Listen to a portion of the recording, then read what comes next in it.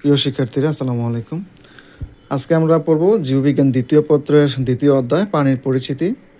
MCQ পড়ব। হ্যাঁ, তো এমসিকিউ তোমরা অনেককে অনেকভাবে পড়ো, বইয়ের থেকে, গাইড থেকে, টেস্ট পেপার থেকে। তো আমি আজকে করব কি, মানে মেইন বইয়ে দাগাই দেবো। মেইন বইয়ে যেভাবে দাগাই দেবো এগুলো পড়লে হয়ে যাবে। তো খুব সংক্ষেপে চলে যাচ্ছি। প্রথমে হচ্ছে যে মানে হাইড্রা আবিষ্কারক কে। তো এই যে আব্রাহাম টেম্পলে, এই যে এটা পড়বে। তারপরে হাইড্রার পুনরুৎপত্তির ক্ষমতা আছে। তবে এই পুনরুৎপত্তির ক্ষমতাটা কিসের, কোন কোষের কারণে ওইটা আসে, যেমন ইন্টারস্টেশিয়াল কোষের কারণে। ঠিক আছে। তো এখানে আমরা তেমন কিছু পড়বো না, আমরা আগে থেকে জানি যে হাইড্রা নিডারিয়া পর্বের প্রাণী, ডিপ্লোপ্লাস্টিক, এগুলো আগে থেকে জানি। তো এখানে আছে হাইড্রার কিছু নামকরণ আছে, এগুলো না আসে আমরা এখান থেকে পড়বো যে হাইড্রা হচ্ছে মাংসাশী। মানে এরা প্রোটিন জাতীয় খাবার খায়, মাংসাশী এবং প্রোটিন জাতীয় খাবার খায়। এখান থেকে আমরা এই ইনফরমেশনটাই জানবো। হাইড্রা কোন পরিবারের, এটা আসে মাঝে মধ্যে, এটা পড়তে পারো।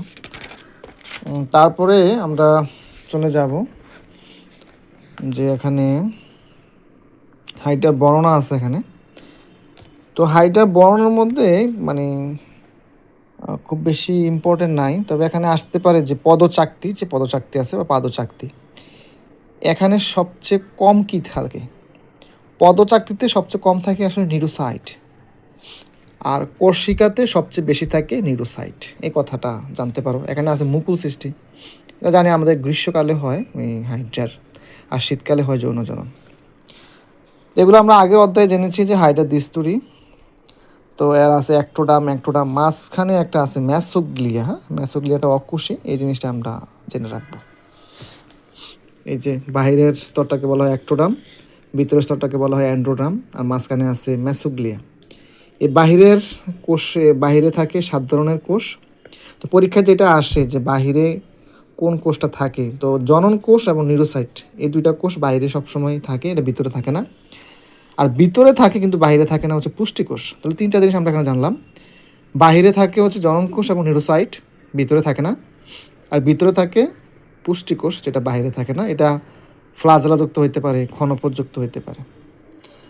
তারপরে হচ্ছে হাইড্রার পেশি আবরণী কোষ, মানে এটা সবচেয়ে বেশি, এই কোষটার পরিমাণ সবচেয়ে বেশি এবং এখান থেকে কিউটিকল তৈরি হয়, এটা আমরা জানতে পারি। তারপর ইন্টারস্টেশিয়াল কোষ আমরা আগেই বলছি যে এটা হাইড্রার যে কোনো সময় যে কোনো কোষের তৈরি করতে পারে, জনন কোষ, জননাঙ্গ, সব কিছুই তৈরি করে দেয়। তো গ্রন্থি কোষ থেকে যদি আমরা একটু জানি যে গ্রন্থি কোষের কাজটা আসলে কি। তো গ্রন্থি কোষের কাজ বিভিন্ন, এই যে বুদবুদ সৃষ্টি করা, বুদবুদ সৃষ্টি করা গ্রন্থি কোষের কাজ, মিউকাস ক্ষরণ করা গ্রন্থি কোষের কাজ। তারপর নিউরোসাইট তো আমরা এই বিস্তারিত জানবো একটু সামনে। এই যে আদর্শ নিউরোসাইট, আমরা জানি যে নিউরোসাইট সবচেয়ে বেশি থাকে কোর্সিকাতে। আর নিউরোসাইটের মধ্যে হিপনোটক্সিন নামক একটা বিষ থাকে। আর এই বিষটা কী দ্বারা গঠিত, এটা পরীক্ষায় আসে যে এটি প্রোটিন এবং ফেনল দ্বারা গঠিত, এটি প্রোটিন এবং ফেনল দ্বারা গঠিত, এটা পরীক্ষায় আসে। আর নিউরোসাইট সম্পর্কে আর কি জানা যেতে পারে, আচ্ছা প্রকারভেদ আছে, এগুলো আমরা পড়বো। প্রকারভেদের মধ্যে এই যে এখানে আছে যে এই স্টিনোটিল, যেটার মধ্যে এই যে এইটা এটা এই যে এটা হচ্ছে স্টিনোটিল। তারপর যে পেঁচানো যেটা, এটার নাম হচ্ছে বলবেট। আর এই যে কাটা কাটা, হ্যাঁ কাটা, এটা পরীক্ষা আসে যে কাটাযুক্ত কোনটা, এই যে স্ট্যাপটোলিন গ্লুটিনেট। হ্যাঁ, এটার মধ্যে কাটা আছে আর এটার মধ্যে কাটা নাই। হ্যাঁ, আচ্ছা ফাইন, এটা একটু মনে রাখতে হয়। আর আমরা জানি যে নিডারিয়া পরের প্রাণীদের প্রতি 23 ধরনের নিউরোসাইট রয়েছে, 23 ধরনের নেমাটোসিস্ট রয়েছে, এই জিনিসটা আমরা একটু মনে রাখবো। তাছাড়া তেমন প্রশ্ন এদিকে না পড়লেও চলবে। এই যেটা বলছিলাম যে পুষ্টিকোষ, সেটা সবসময় মনে রাখবো। পুষ্টিকোষ হচ্ছে দেহের অভ্যন্তরে থাকে হাইড্রার, হ্যাঁ, যেটা বাইরে থাকে না। এটা ফ্লাজেলা জাতীয় হইতে পারে, ক্ষণপথ জাতীয় হইতে পারে, গ্যাস্ট্রোডার্মিসে থাকে। হ্যাঁ, গ্রন্থিকোষ তো বললাম একটু আগে, বলে আসলাম, জাস্ট এগুলো বলে আসছি, এগুলো লাগবে না আর। ম্যাসোগ্লিয়ার পুরুত্বটা আসতে পারে 0.1 মাইক্রোমিটার, ম্যাসোগ্লিয়ার পুরুত্ব। আমরা জানি হাইড্রা মাংসাশী, সে প্রোটিন জাতীয় খাবার খায়, তবে সে একটা খাবার পরিপাক করতে পারে না, সেটা হচ্ছে শ্বেতসার। শ্বেতসার জাতীয় খাবার সে পরিপাক করতে পারে না। আর তার পছন্দের খাবার কি? এই যে এগুলো, সাইক্লপস অ্যান্ড ড্যাফনিয়া। তার পছন্দের খাবার হচ্ছে এই যে সাইক্লপস এবং ড্যাফনিয়া।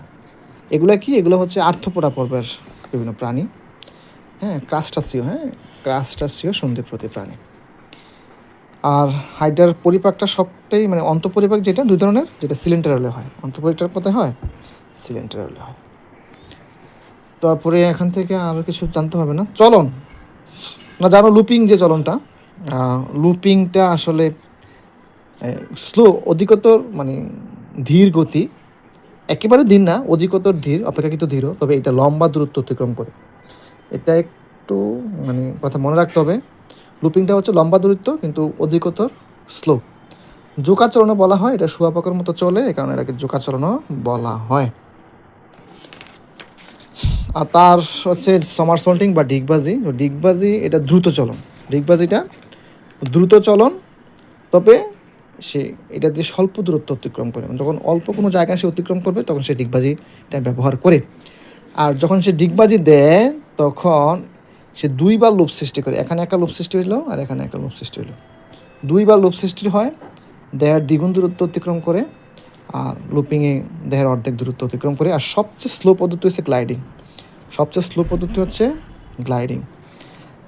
আর এখানে একটা জিনিস দেখো যে সে কর্ষিকাটা নিচে দিয়ে রাখছে, কর্ষিকাটা নিচে দিয়া পুরো দেহটাকে উপরের দিকে দিছে, দিয়ে হাঁটতেছে, যে এটাকে হাঁটা বলে। এটাকে আবার ডিগবাজি বললে হবে না, হ্যাঁ, এটাকে বলা হয় হাঁটা। ফাইন। হাইডার অযৌন জনন, যেটা হচ্ছে মুকুল সৃষ্টি, এই যে মুকুল সৃষ্টি, এটা হয় গ্রীষ্মকালে। তো এবার আমরা জানবো যে মিথুজীবিতা। মিথুজীবিতা হচ্ছে মানে দুইটা জীবের সহ অবস্থান। এখানে যদি এমসিকিউ আসতে পারে যে ওই যে হাইডাটার নাম কি, হ্যাঁ, এই যে ক্লোরোহাইডা বিরিডিসমা, এটা আসতে পারে, আর জো ক্লোরেলা নামক শৈবাল, এটা আসতে পারে। তারপরে কার কি উপকার এটা তো আমরা জানি। আর শৈবাল কী করে? হাইড্রার দেহ থেকে যে নাইট্রোজেনটা পাওয়া যায়, এটা তার আমিষের কাজে লাগে, হ্যাঁ, আমিষ বা প্রোটিনের কাজে লাগে। তো এই ছিল হাইড্রার এমসিকিউ। তো অনেক সহজ, এখান থেকে পড়লে তোমার জন্য সবচেয়ে সুবিধা হবে।